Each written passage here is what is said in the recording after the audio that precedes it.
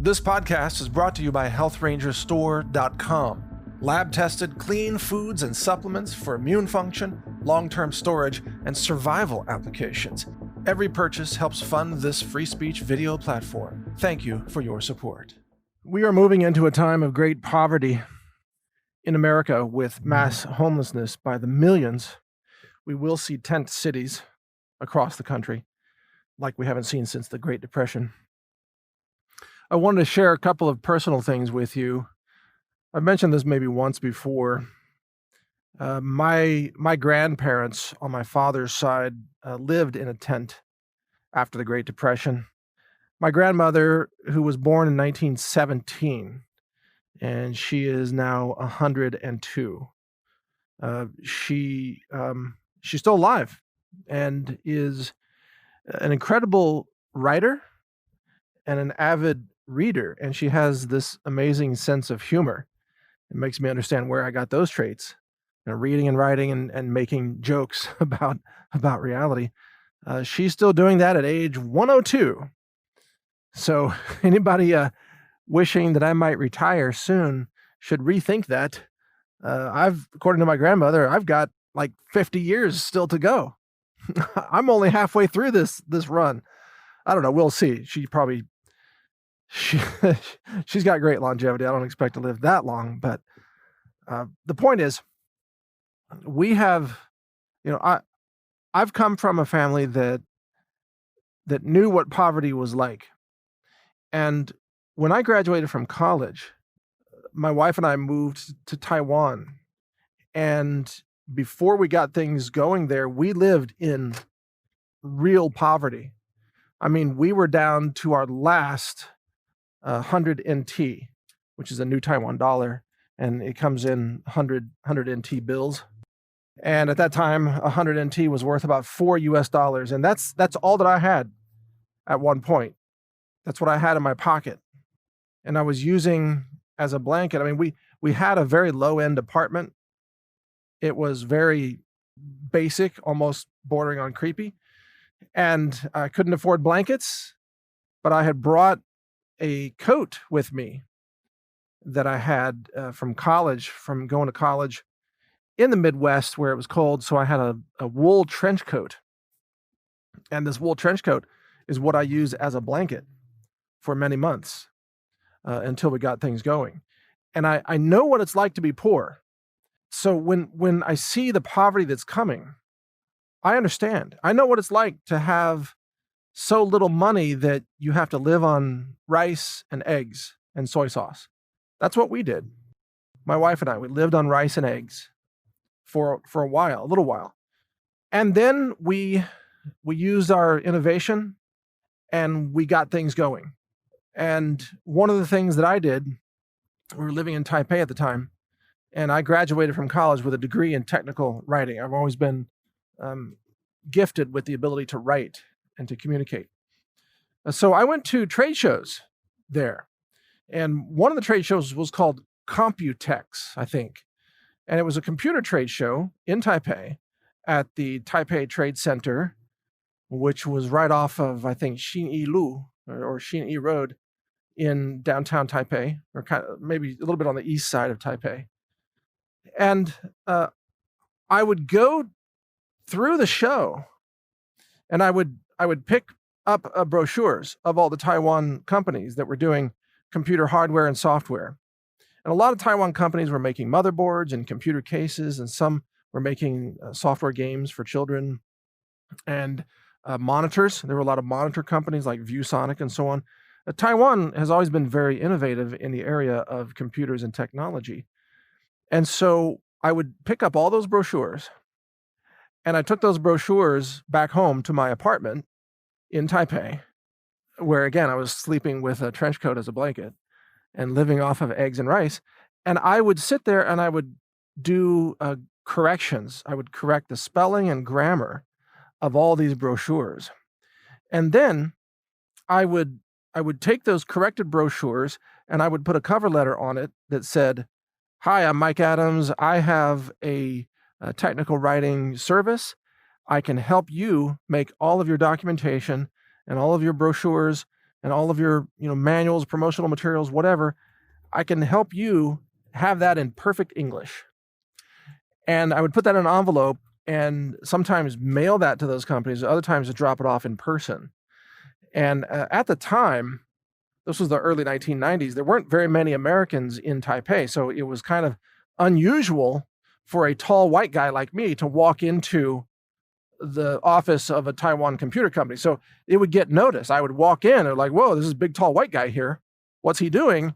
And I would hand them this envelope. It says, I can help you be more professional. I can help you sell more motherboards. I can help you reduce your customer support costs because people will understand your user guides.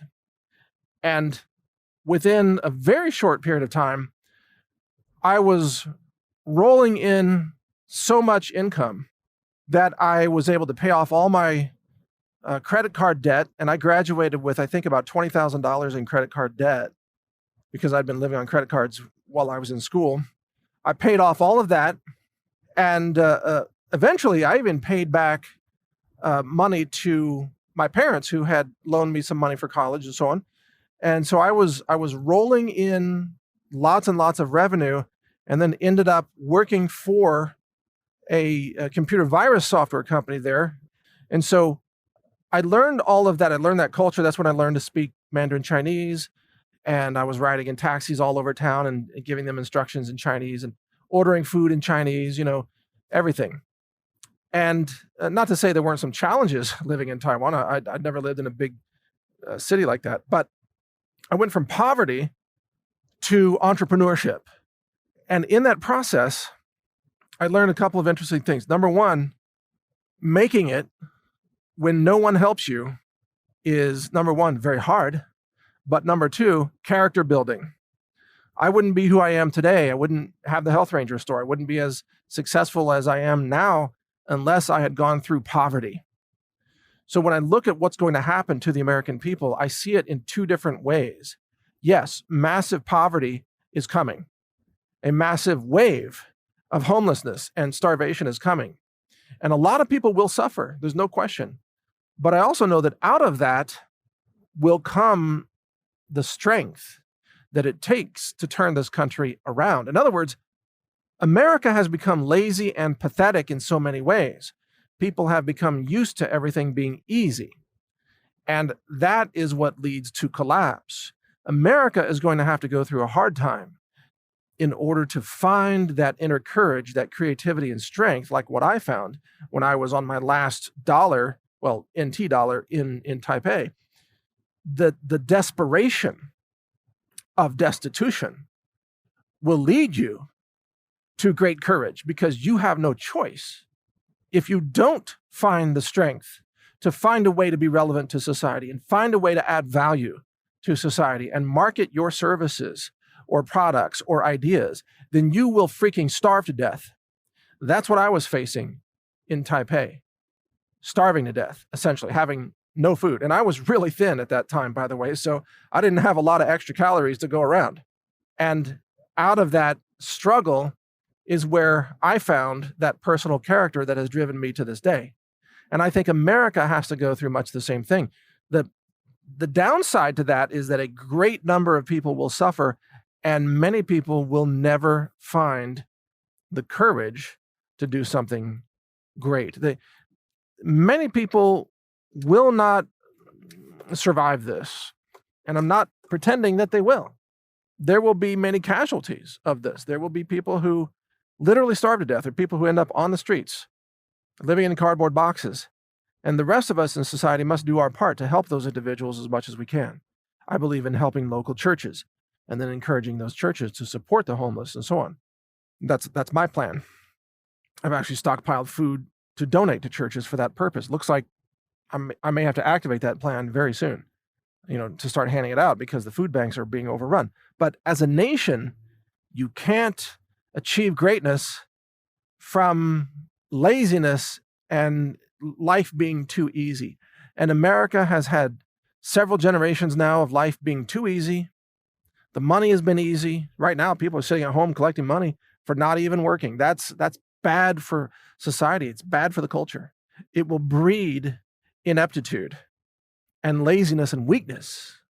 And what makes countries great is the aggregate greatness of the individuals, the creativity, the entrepreneurship, the drive to succeed, the courage to succeed, the willingness to take a risk, the willingness to invest in your plan, your ideas, yourself, like what I did when I went out there and grabbed all those brochures and just started correcting everybody's grammar. I wasn't getting paid to do that, but I believed in the idea, a simple idea at the time, but the idea that maybe these companies would like their brochures to read in good English, not broken English like we're all used to coming out of China, for example. And it turns out it was a great idea.